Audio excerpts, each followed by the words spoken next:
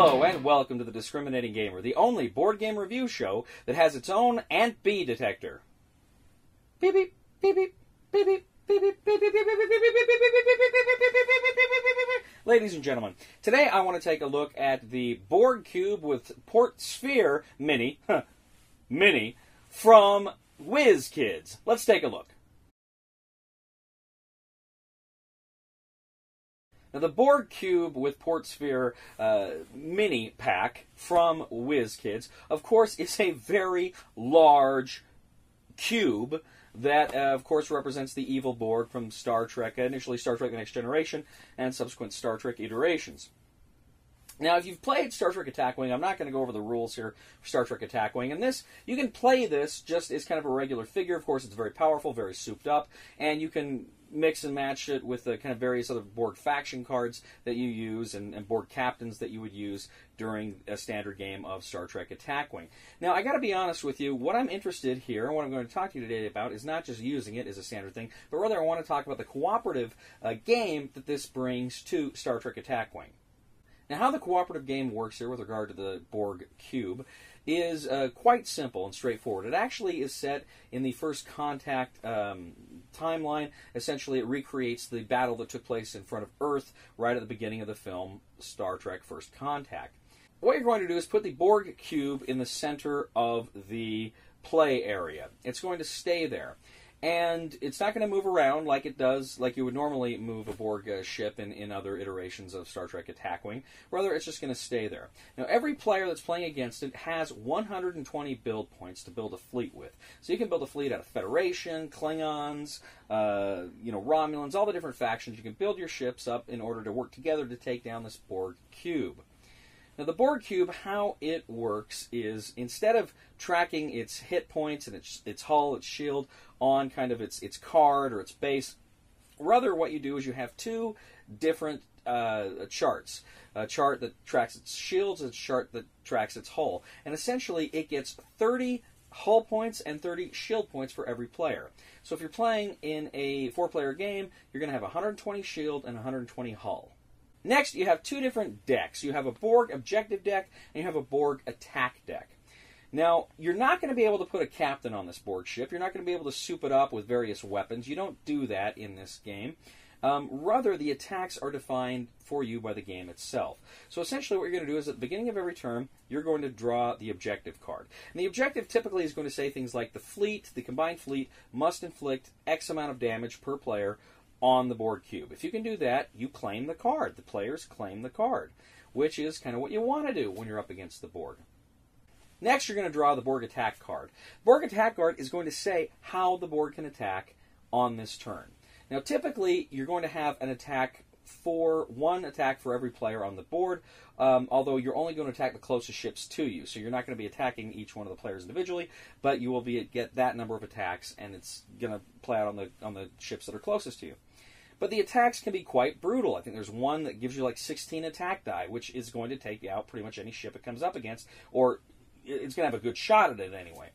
But you can there's also some that have significantly less dice, some that have some just interesting other little things that may pop up during the game.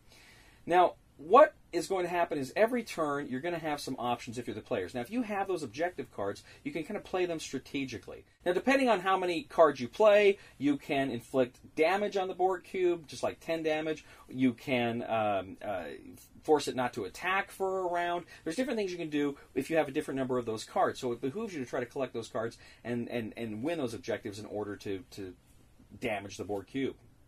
Now, if the fleet is ever successful in bringing down the Borg shields, what is going to happen is that it launches the sphere, just like in Star Trek First Contact.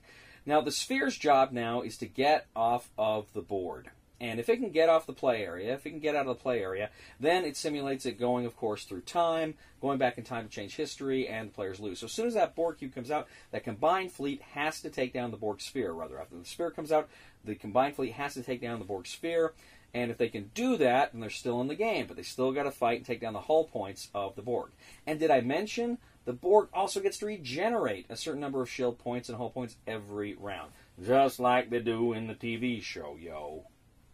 So, either you're going to succeed in taking down the Borg by destroying the Borg shields, then the sphere, then the hull of the Borg cube, or the Borg's going to win. It's going to destroy all of you, or its sphere's going to get off the map. Either way, one side or the other is going to win. But this is a cooperative version of Attack Wing, where you're up against that kooky Borg.